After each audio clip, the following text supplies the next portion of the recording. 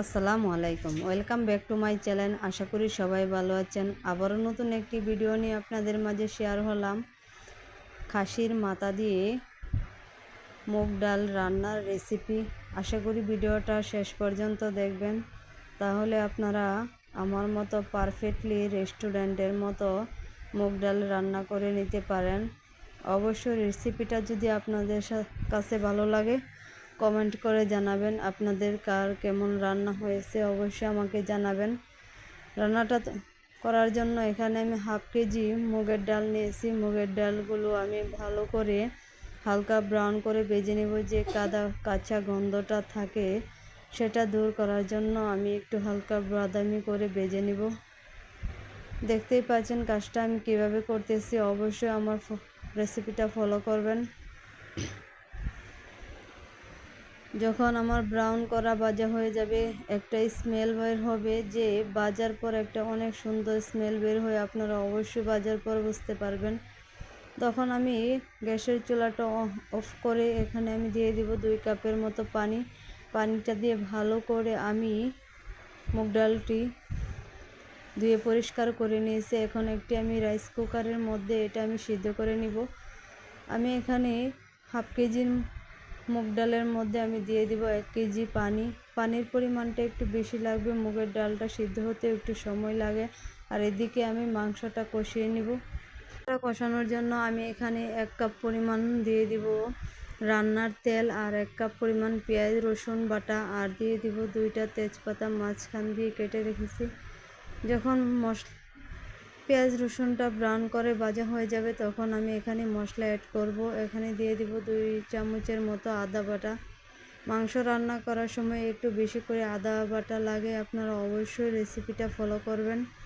দিয়ে দিব হাফ চামচ হলুদের গুঁড়া, 1 চামচ ভর্তি করে মরিচের গুঁড়া।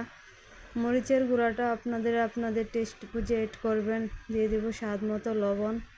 দিয়ে দিব হাফ চামচ জিরার গুঁড়া। সবগুলো মশলা আমি একে একে দিতেছি, আপনারা দেখতেই পাচ্ছেন। আর গরম মশলার গুঁড়া এখানে আমি দিয়ে দিব 1 চামচ। আর জাদুকরি মশলাটা আমি আমার রেসিপিটা চ্যানেলে দেখতে চাইলে দেখে নিতে পারেন। আমার জাদুকরি মশলার ভিডিওটা আপনাদের কাছে অবশ্যই শেয়ার করেছি।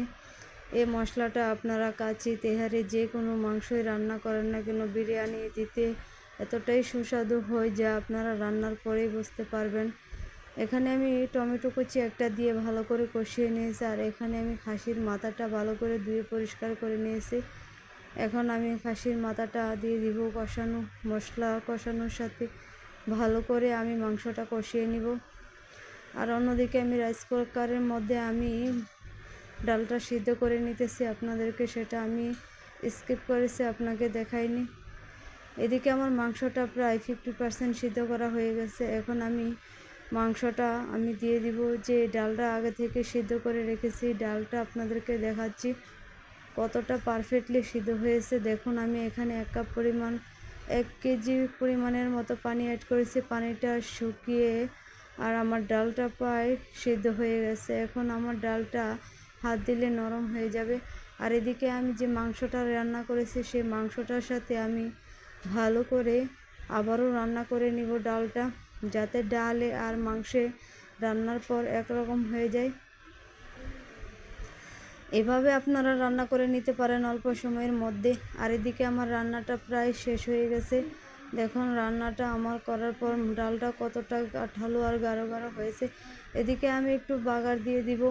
আপনারা চাইলে বাগারটা আগে দিয়েও রান্না করতে পারেন। যদি আমার রেসিপিটা ফলো করেন তাহলে আমার মতোই রান্না করলে আপনারা বুঝতে পারবেন।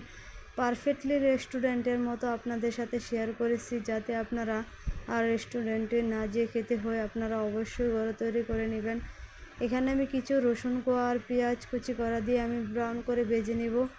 আর এদিকে আমি 2টা শুকনো মরিচ, আস্ত 2টা শুকনো মরিচ ইউজ করব।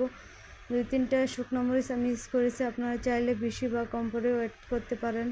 এটা ফ্লেভারফুলের জন্য আমি অ্যাড করেছি। কোনো রকম স্মেল বা একটি মজার গন্ধ আসবে। এই ফ্লেভারটা আপনারা যখন ডালে এই দাগানিটা আপনারা দিবেন তাহলে আপনাদের রান্নার টেস্ট তো দ্বিগুণ বেড়ে যাবে।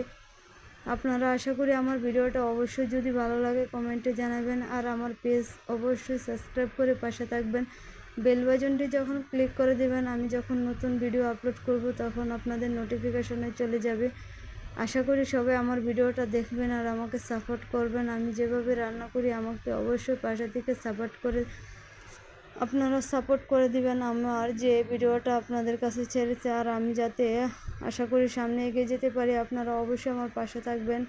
আর যদি আপনারা আমার রান্না ভালো না হয় অবশ্যই আপনারা ট্রাই করে দেখবেন, আশা করি আপনাদের কাছে অবশ্যই ভালো লাগবে। এভাবে যদি আপনারা এই রান্নাটা করে নেন তাহলে বুঝতে পারবেন কতটা পারফেক্টলি রেস্টুরেন্টের মতো হয়েছে। আশা করি অবশ্যই আমার রেসিপিটা ফলো করে আমাকে জানাবেন। আল্লাহ হাফেজ।